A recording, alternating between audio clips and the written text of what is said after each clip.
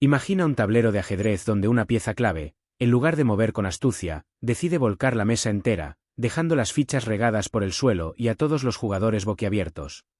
Eso es precisamente lo que ha sucedido en Extremadura con Vox rompiendo las negociaciones para formar gobierno. Un movimiento que podría bloquear la investidura y sumir a la región en un limbo político que nadie vio venir, o al menos, nadie quiso admitir en voz alta.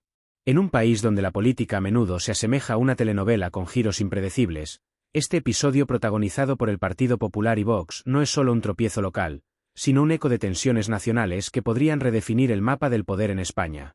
Vamos a desgranar esto paso a paso, como quien pela una cebolla capa por capa, revelando no solo los hechos crudos, sino las motivaciones ocultas, las estrategias fallidas y las consecuencias que podrían extenderse como ondas en un estanque tranquilo. Para entender el porqué de este estallido, hay que retroceder un poco en el tiempo, pero no demasiado, porque la política española se mueve a velocidad de vértigo. Estamos en enero de 2026, y Extremadura viene de unas elecciones autonómicas que se celebraron en diciembre del año pasado, tras un adelanto electoral convocado por la presidenta en funciones, María Guardiola, del Partido Popular. Aquellos comicios no fueron un paseo triunfal para nadie. El PP emergió como la fuerza más votada, pero sin mayoría absoluta, lo que les obligaba a buscar aliados para gobernar. Vox, con su ideario conservador y su retórica firme contra lo que llaman políticas de izquierdas, se posicionó como el socio natural, o al menos, el inevitable. Los resultados electorales pintaban un panorama claro. El PP obtuvo alrededor de 28 escaños en la Asamblea de Extremadura, que cuenta con 65 en total, mientras que Vox se hizo con 5, suficientes para inclinar la balanza si se sumaban a la ecuación. El PSOE, que había gobernado la región durante décadas hasta hace poco, se quedó en segundo lugar con unos 25 escaños, y Unidas por Extremadura rondaba los 7, lo que dejaba al centro-izquierda sin fuerza para bloquear si la derecha se unía. Era, en teoría, un matrimonio de conveniencia perfecto, pero como en tantas uniones políticas, las diferencias ideológicas y las ambiciones personales terminaron por enredarlo todo. Las negociaciones comenzaron casi de inmediato después de las elecciones, con un velo de discreción que ambos partidos juraron mantener. Imagínense a equipos de negociadores reunidos en salas anodinas de Mérida, la capital extremeña, discutiendo no solo sobre políticas, sino sobre repartos de poder que podrían marcar el futuro de la región. El PP, liderado por Guardiola, una política astuta y pragmática que ha sabido navegar las aguas turbulentas del partido desde Génova, proponía un acuerdo basado en un programa moderado. Impulsar la economía rural, mejorar infraestructuras como el tren de alta velocidad que tanto se ha demorado en Extremadura, y abordar el desempleo crónico que azota a esta tierra de contrastes, donde los olivares y los dehesas conviven con tasas de paro que superan la media nacional. Pero Vox, bajo la batuta nacional de Santiago Abascal y su representante local Óscar Fernández, no se conformaba con un simple apoyo externo. Querían entrar en el gobierno de lleno, con consejerías clave que les permitieran implementar su agenda, derogar leyes LGTBI que consideran ideológicas, eliminar registros de objetores al aborto, y priorizar políticas agrícolas que favorezcan al campo tradicional sin lo que llaman interferencias ecologistas. No era solo una cuestión de sillas en el Consejo de Gobierno, era un pulso por el alma de la derecha española. Y aquí es donde el asunto se pone interesante, porque las fuentes consultadas de ambos bandos pintan un cuadro de desconfianza mutua que ha ido creciendo como una sinfonía wagneriana.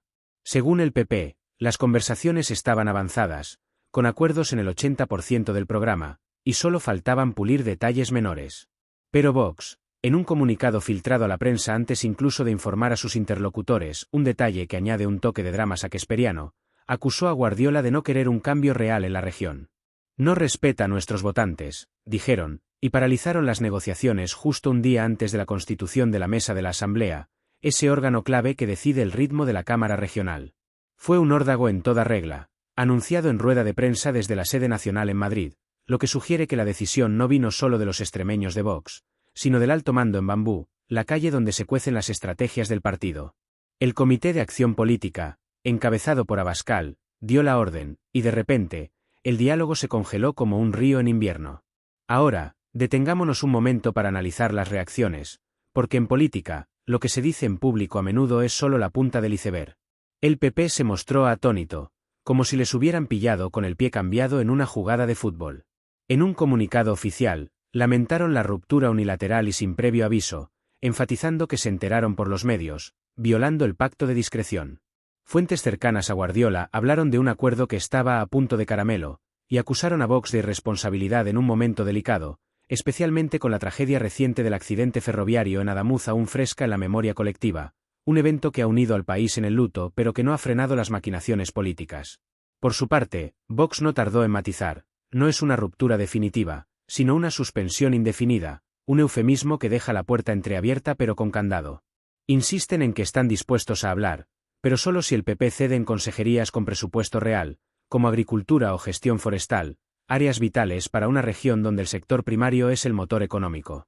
Ojalá atienda a razones, dijo un portavoz de Vox, con ese tono que mezcla esperanza y advertencia, como un profesor decepcionado con un alumno prometedor. Pero no nos quedemos solo en las versiones oficiales, echemos un vistazo a lo que dicen las fuentes independientes y los analistas, porque la verdad suele esconderse en los matices. Periódicos como El Confidencial y El Mundo coinciden en que esta paralización es parte de una estrategia nacional de Vox, que busca presionar al PP en vísperas de otras elecciones clave, como las de Aragón en febrero. Abascal, con su olfato para el momento oportuno, parece reservarse cartas para negociaciones futuras, usando Extremadura como campo de pruebas. La Razón, por su lado, habla de un embrollo donde Vox filtró la ruptura y luego reculó ligeramente, sugiriendo que el movimiento fue más táctico que definitivo. Incluso medios de izquierda como El Diario o Infolibre interpretan esto como un dinamitazo ideológico. Vox quiere imponer su agenda ultra, mientras el PP trata de mantener un perfil moderado para no alienar al centro. Y en redes sociales, el eco es ensordecedor. En X, antiguos Twitter, posts de usuarios como @ectegain destacan vídeos donde Vox acusa a Guardiola de mantener políticas de izquierdas, mientras otros como @dfd_74 critican al PP por no ceder y forzar nuevas elecciones. Es un hervidero de opiniones, donde la polarización se sirve en bandeja. Si profundizamos en el contexto histórico, este no es el primer baile entre PP y Vox en Extremadura. Recordemos que en 2023, tras elecciones similares, hubo un pacto inicial que permitió a Guardiola gobernar con apoyo externo de Vox, pero las tensiones por temas como la Ley de Memoria Democrática o las políticas de género llevaron a un divorcio amargo en 2024, cuando Vox salió de los gobiernos autonómicos en varias regiones. Extremadura, una tierra de emigrantes y desigualdades, ha sido tradicionalmente feudo-socialista, con Guillermo Fernández Vara al frente durante años, impulsando reformas agrarias y sociales que Vox ve como un lastre ideológico. El PP, al ganar en 2023, prometió un cambio sensato, pero Vox exige un viraje radical, eliminar subvenciones a sindicatos, endurecer la inmigración y priorizar la familia tradicional. Es como si dos chefs discutieran sobre la receta de un plato regional. Uno quiere mantener el toque clásico, el otro añadir especias picantes que cambien el sabor por completo. Las implicaciones de esta ruptura son vastas y podrían extenderse más allá de las fronteras extremeñas. Si no hay acuerdo antes del 19 de febrero, fecha límite para la investidura, Extremadura podría enfrentar elecciones repetidas. Un escenario que nadie desea en una región con un PIB per cápita por debajo de la media europea y problemas endémicos como la despoblación rural. Imaginen pueblos como Olivenza o Jerez de los Caballeros, con su historia fronteriza y su economía basada en el corcho y el jamón, esperando un gobierno estable para inversiones en turismo o energías renovables. Sin pacto, el bloqueo podría paralizar proyectos clave, como la expansión de regadíos en el Guadiana o la mejora de carreteras que conectan con Madrid y Lisboa. Económicamente, Extremadura pierde, el desempleo juvenil ronda el 40%, y un limbo político solo agravaría la fuga de talentos a ciudades como Barcelona o Sevilla. Desde el punto de vista nacional, esto es un golpe para el PP de Alberto Núñez Feijóo, que busca consolidar su liderazgo de la oposición frente a un PSOE debilitado por escándalos internos. Vox, con su 12% de voto nacional aproximado, sabe que su apoyo es oro en polvo, pero también que entrar en gobiernos les expone al desgaste. Es una jugada maestra de Abascal. Presiona sin comprometerse del todo, manteniendo su imagen de defensor intransigente de los valores conservadores.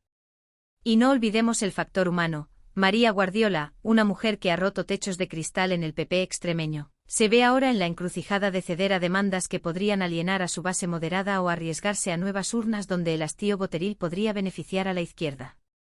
Pero no todo es drama, hay un hilo de ironía en cómo la política española recicla sus crisis. Hace 3 años, en 2023, vimos un episodio similar en la misma región, donde Vox amenazó con romper y al final pactaron. ¿Se repetirá la historia? Fuentes como El Independiente sugieren que la mesa de la Asamblea, que se constituye mañana, será el primer escollo, sin acuerdo, el PP podría perder el control de la presidencia de la Cámara, complicando aún más la investidura. PSOE y Unidas por Extremadura, oliendo sangre, ya dudan de que la ruptura sea real y apuestan por un pacto de última hora. Es teatro, dicen algunos, recordando cómo en Valencia o Baleares, pactos similares se cerraron in extremis. Y si ya estás flipando con este enredo de traiciones y estrategias, suscríbete al canal, porque lo que viene en las próximas semanas con Aragón en el horizonte y posibles repercusiones en Castilla y León, es aún más intenso, con giros que ni el mejor guionista de Netflix podría imaginar. Sigamos desentrañando, ¿qué pasa si Vox no recula? El PP podría intentar un gobierno en minoría, apoyándose en abstenciones puntuales, pero eso sería como caminar sobre una cuerda floja sin red. O peor, nuevas elecciones en primavera, donde el voto rural, clave en Extremadura, podría castigar a quien perciban como culpable del bloqueo. Datos del CIS reciente muestran que el 60% de los extremeños prioriza la estabilidad sobre ideologías puras, un recordatorio de que la política no es solo para los militantes, sino para la gente que vive el día a día en Badajoz o Cáceres. Hablemos de números para anclar esto en la realidad. Extremadura tiene un presupuesto anual de unos 7.000 millones de euros, con el 40% destinado a sanidad y educación, áreas donde Vox quiere recortes en lo que llaman adoctrinamiento.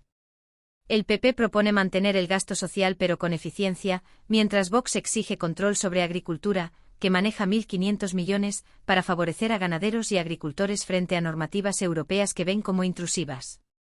Es un choque entre pragmatismo y purismo, donde el perdedor podría ser el extremeño medio, que gana un 20% menos que la media nacional.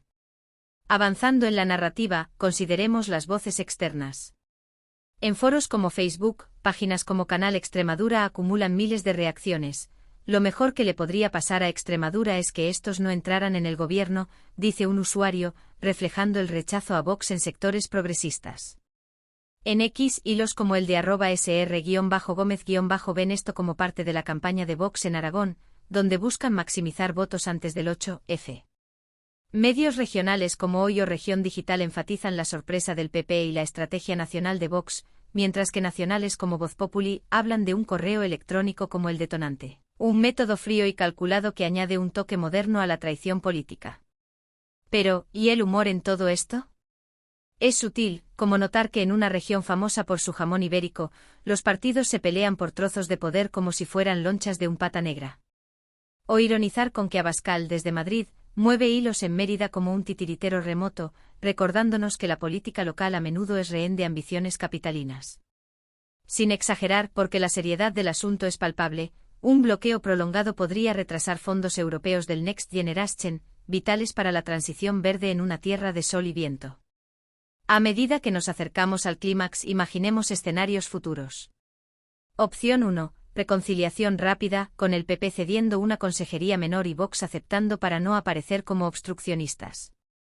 Opción 2. Estancamiento, llevando a una investidura fallida y nuevas elecciones, donde el PSOE podría resurgir si capitaliza el caos. Opción 3. La más intrigante, un pacto transversal, improbable pero no imposible, donde el PP busque apoyos puntuales de la izquierda en temas no ideológicos, aunque eso sería como mezclar aceite y agua. En cualquier caso, este episodio ilustra la fragilidad de la derecha fragmentada en España, donde el PP y Vox compiten por el mismo electorado mientras se necesitan mutuamente. Es una lección de Realpolitik. Los aliados de hoy pueden ser los rivales de mañana, y viceversa. Guardiola, con su experiencia, sabe que la paciencia es clave, pero el tiempo apremia. Abascal, por su parte, apuesta por la firmeza para fortalecer su marca. Dale al botón de suscribirte, que esto no lo verás en ningún telediario convencional, donde los detalles se pierden en el ruido. Aquí desmenuzamos cada capa para que entiendas no solo qué pasa, sino por qué y qué vendrá después. Y terminando con un final potente, en el gran teatro de la política española, Extremadura se ha convertido en el escenario donde Vox ha decidido robar el foco, pero si este bloqueo persiste, podría ser el telón que caiga sobre sus propias ambiciones, dejando a la región en la oscuridad de la incertidumbre. Solo el tiempo dirá si este vuelco fue un golpe maestro o un error garrafal, pero una cosa es segura, la política, como la vida, no espera a los indecisos. Mientras tanto, en las calles de Mérida, donde el acueducto romano recuerda que los imperios también caen por divisiones internas, la ciudadanía observa este espectáculo con una mezcla de resignación y escepticismo, preguntándose si sus líderes priorizan el bien común o solo sus egos partidistas. Profundicemos en las raíces de este conflicto, explorando no solo las declaraciones públicas, sino las corrientes subterráneas que han llevado a este punto muerto, porque entender la política extremeña requiere bucear en su historia reciente, marcada por alianzas efímeras y traiciones calculadas que parecen sacadas de un manual de Maquiavelo adaptado al siglo XXI. Extremadura, con su vasto territorio y su población dispersa, ha sido durante décadas un laboratorio de experimentos políticos, donde el PSOE construyó un feudo inquebrantable basado en redes clientelares y subsidios agrarios, hasta que el PP irrumpió en 2011 con José Antonio Monago, rompiendo el monopolio pero sin consolidar un dominio duradero. Aquel gobierno fue un soplo de aire fresco para unos, un experimento fallido para otros, pero lo que nadie discute es que introdujo la variable de la inestabilidad, una constante que Vox ha elevado ahora a categoría de arte. Desglosemos las demandas específicas de Vox, porque en ellas radica el meollo del desacuerdo, y no son meras peticiones caprichosas, sino un reflejo de su ideario nacional aplicado a la realidad regional. Quieren, por ejemplo, el control de la Consejería de Agricultura, Desarrollo Rural, Población y Territorio, un departamento que no solo gestiona el 20% del presupuesto autonómico, sino que toca fibras sensibles en una tierra donde el 40% de la población vive en municipios de menos de 5.000 habitantes. Para Vox, esto significa impulsar políticas que eliminen lo que llaman burocracia verde, como las restricciones europeas a los regadíos intensivos o las normativas sobre bienestar animal que afectan a la ganadería extensiva, esa que produce el afamado jamón de bellota. Argumentan que tales medidas asfixian al sector primario, responsable del 10% del PIB regional, y proponen incentivos directos a los agricultores familiares, sin intermediarios sindicales que ven como aliados del PSOE. El PP, en cambio, defiende un enfoque más equilibrado, alineado con la PAC europea, que incluye fondos para la transición ecológica y que Guardiola ha promocionado como clave para atraer inversiones en energías renovables, como parques solares en las dehesas de Cáceres. Es un choque entre el purismo ideológico de Vox, que ve en Bruselas un enemigo distante, y el pragmatismo del PP, que sabe que ignorar las directivas comunitarias podría costar millones en sanciones o pérdidas de subvenciones.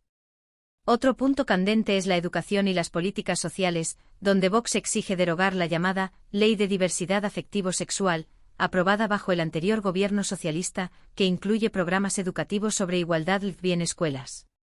Para ellos, esto es ideología de género que adoctrina a los niños, y proponen en su lugar un currículo centrado en valores tradicionales, con énfasis en la historia regional y la identidad extremeña, esa que evoca a conquistadores como Pizarro o Balboa. Guardiola, consciente de que Extremadura tiene una de las tasas más altas de abandono escolar en España, alrededor del 18%, prefiere mantener un enfoque inclusivo para no espantar a votantes moderados, especialmente en ciudades como Badajoz, donde el electorado es más urbano y diverso. Aquí entra un toque de ironía inevitable. Vox, que se presenta como defensor de la libertad, busca censurar contenidos que considera progresistas, mientras el PP navega entre aguas tratando de no ahogarse en el río de la polarización. Analistas como los del Periódico de Extremadura señalan que esta demanda no es negociable para Vox, ya que forma parte de su ADN nacional, importado de batallas similares en Andalucía o Murcia, donde han logrado concesiones parciales en pactos pasados. No olvidemos el factor económico subyacente, porque en una región con un PIB per cápita de unos 20.000 euros anuales, inferior en un 25% a la media española, las negociaciones no son solo ideológicas, sino un pulso por el control de recursos escasos. Extremadura recibe anualmente miles de millones en fondos estructurales de la UE, destinados a infraestructuras como el AVE, que tras décadas de promesas, conecta finalmente Madrid con Badajoz pero aún deja cojeando rutas internas como Plasencia-Cáceres. Vox quiere priorizar inversiones en carreteras rurales y digitalización del campo, argumentando que el teletrabajo podría frenar la despoblación, un mal que ha vaciado pueblos enteros, dejando solo a ancianos y recuerdos. El PP coincide en parte, pero insiste en un plan integral que incluya sanidad, donde el envejecimiento poblacional, con un 22% de mayores de 65 años, exige hospitales modernos y atención primaria reforzada.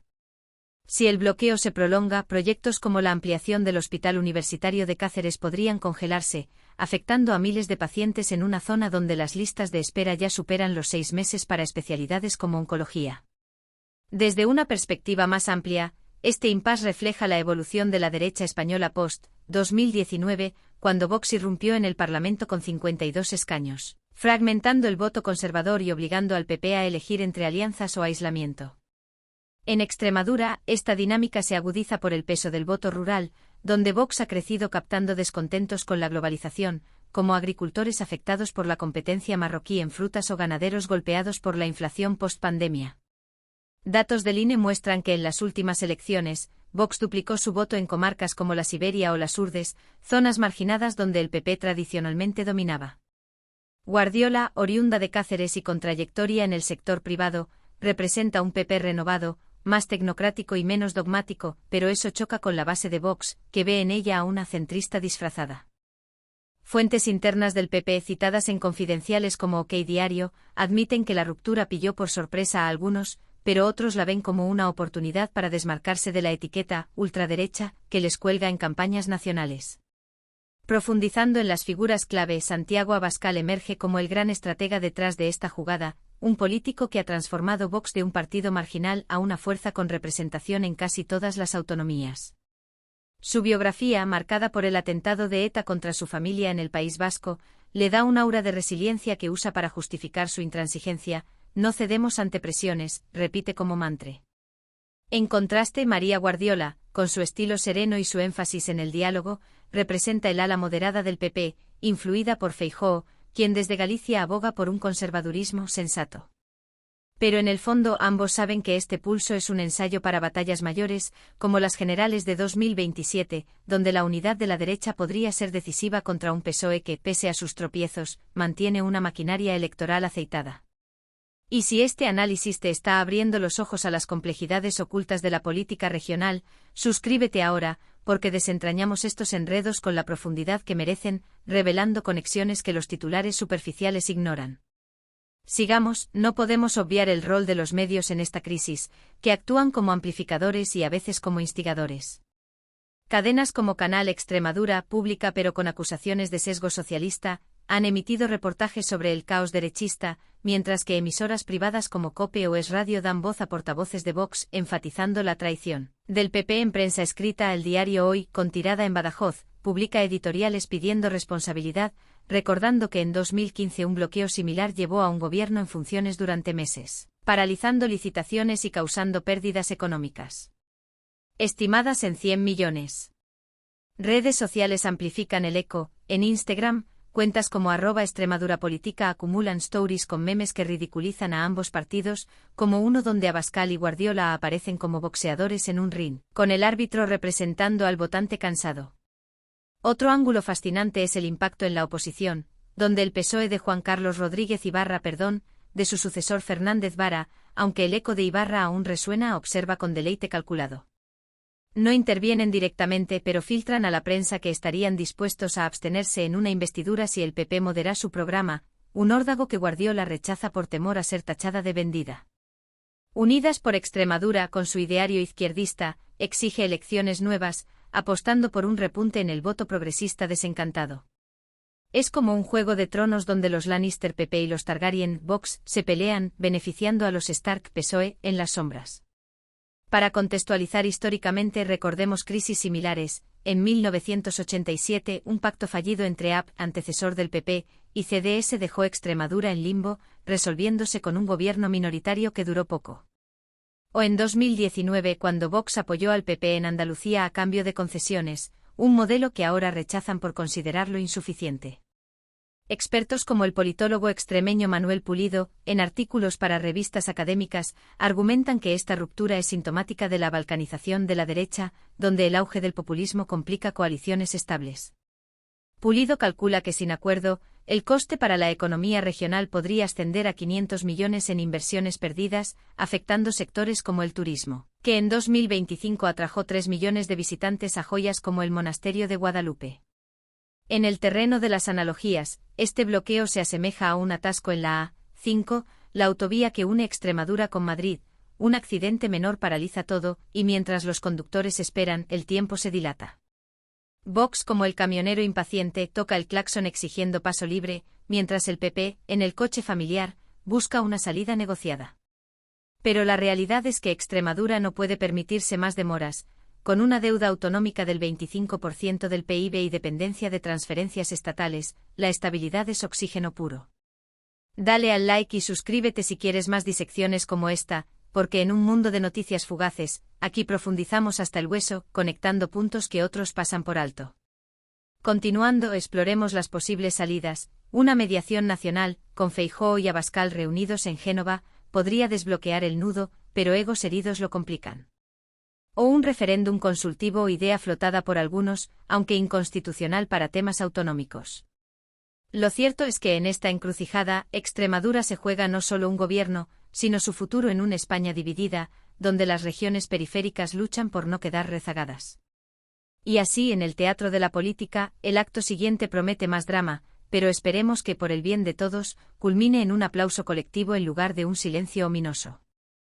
En esta analogía del atasco político donde cada vehículo representa un interés partidista atascado en el tráfico de ambiciones, no podemos pasar por alto el rol de los pasajeros invisibles, los votantes extremeños, que observan desde las ventanillas cómo sus representantes discuten sobre quién debe conducir, mientras el motor de la región se calienta sin avanzar.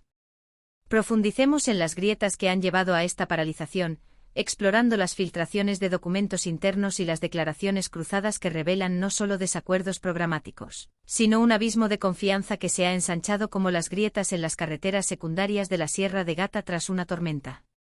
Fuentes del PP, como las citadas en Confidenciales regionales, insisten en que el acuerdo estaba al 90% cocinado, con concesiones en políticas económicas que incluían un plan de 500 millones para revitalizar el regadío en el Valle del Jerte y ayudas fiscales para pymes en zonas despobladas como las Villuercas, pero Vox rechazó lo que consideraron migajas en el reparto de poder, exigiendo no solo agricultura, sino también competencias en educación para revisar planes de estudio que, según ellos, promueven agendas ideológicas foráneas, en aulas donde el 25% de los alumnos provienen de familias rurales con ingresos precarios. Esta demanda educativa no es baladí. Vox argumenta que la actual Ley de Diversidad Afectivo-Sexual, heredada del PSOE, distrae de prioridades como la formación profesional en oficios agrícolas, vital en una región donde el sector primario emplea al 15% de la población activa y genera exportaciones por valor de 2.000 millones anuales en productos como aceite de oliva y cerezas. El PP, por su parte, ve en esto un riesgo de polarización que podría ahuyentar inversiones extranjeras, como las de empresas portuguesas en el polígono industrial de Navalmoral de la Mata, y prefiere un enfoque que integre diversidad sin confrontación, alineado con directivas europeas que condicionan fondos como los 1.200 millones del PERTE agroalimentario. Aquí radica una ironía sutil. Mientras Vox clama por soberanía nacional en el campo, ignora que el 60% de los subsidios agrícolas vienen de Bruselas. Un detalle que el PP usa para pintarles como idealistas desconectados de la realidad presupuestaria, donde cada euro negociado en Madrid o Estrasburgo cuenta para equilibrar una deuda regional que roza los 5.000 millones. Adentrándonos en las reacciones de los actores secundarios, el PSOE extremeño, con su portavoz José Luis Quintana al frente, califica la ruptura de previsible. Un comentario que destila esa sabiduría resignada de quien ha visto ciclos similares en los 40 años de autonomía. Recordando cómo en 2015 un bloqueo similar entre PP y Podemos llevó a un gobierno interino que retrasó la apertura de centros de salud en comarcas como Tierra de Barros. Quintana, en declaraciones recogidas por medios locales, sugiere que esto es teatro para presionar en vísperas de Aragón, donde encuestas recientes muestran a Vox ganando terreno en Teruel con promesas similares de recuperar el campo para los españoles.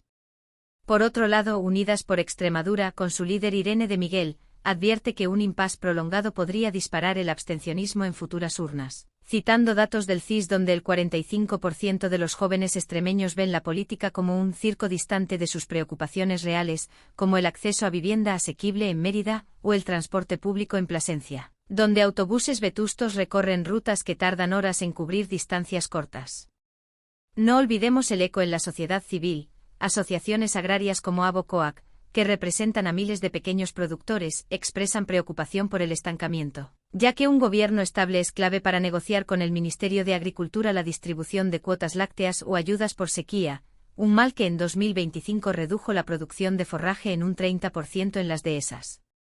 Empresarios turísticos, agrupados en clústers como el de Monfragüe, temen que la inestabilidad ahuyente visitantes, cuando el sector ya genera 1.500 millones anuales y emplea a 50.000 personas en una región con parajes declarados Patrimonio de la Humanidad. Es como si el bloqueo no solo paralizara despachos en la Junta, sino que reverberara en las plazas de pueblos como Trujillo o Zafra, donde la gente comenta en bares que estos de Madrid deciden por nosotros, aludiendo al control remoto de Abascal desde Bambú y Feijóo desde Génova. Profundizando en el factor psicológico, este pulso revela personalidades en colisión. Guardiola, con su trayectoria como gestora eficaz en el sector privado antes de la política, apuesta por el consenso como herramienta de supervivencia, mientras Abascal, forjado en la resistencia vasca contra el terrorismo, ve en la firmeza un principio innegociable, un contraste que analistas como el extremeño Francisco Javier Amores describen en ensayos como un choque de estilos, que podría resolverse con una llamada de medianoche, pero que por ahora deja a Extremadura en un suspense digno de un thriller político. Y en este punto, donde las expectativas cuelgan de un hilo fino como las nieblas del Guadiana en invierno, surge la pregunta inevitable: ¿servirá esta crisis para madurar alianzas o para cavar trincheras más profundas? Si este desglose te ha enganchado como un serial de intrigas palaciegas, suscríbete al canal para no perderte las actualizaciones que destapan las verdades que los grandes medios solo rozan, porque aquí conectamos los puntos con precisión quirúrgica y sin filtros. En resumen, este impasse no es solo un tropiezo táctico, sino un espejo de las tensiones que recorren la derecha española, donde el equilibrio entre moderación y radicalidad podría decidir no solo el destino de Extremadura, sino el de un país que observa con atención, esperando que el atasco se despeje antes de que el combustible de la paciencia se agote por completo.